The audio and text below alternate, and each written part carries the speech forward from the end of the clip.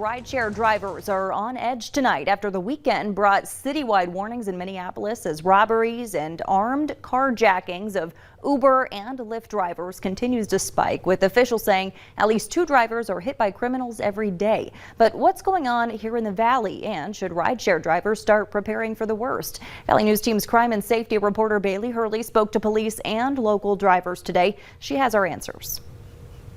Brian Widener has been driving full-time for Uber for a little over 3 months now. I try to put as much confidence into them as they do with me. He says seeing the news out of the Twin Cities this weekend was somewhat of a wake-up call for him and his rideshare driving friends. Like, wow, it's really happening, and it can happen anywhere.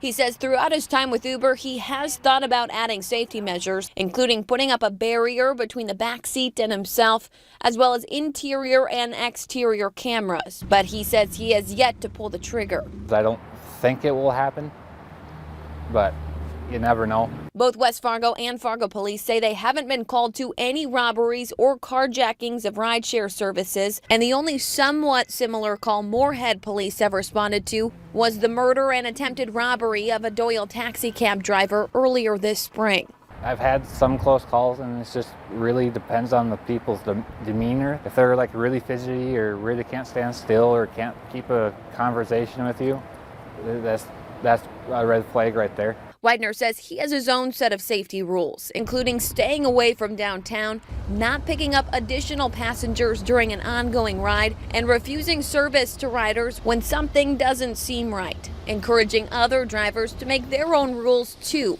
saying it's better to be aware and prepared. Just be mindful of where you are, and if it doesn't seem right, go with your gut. In Fargo, Bailey Hurley, Valley News Live.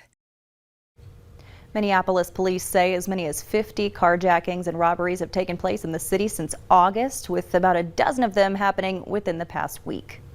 The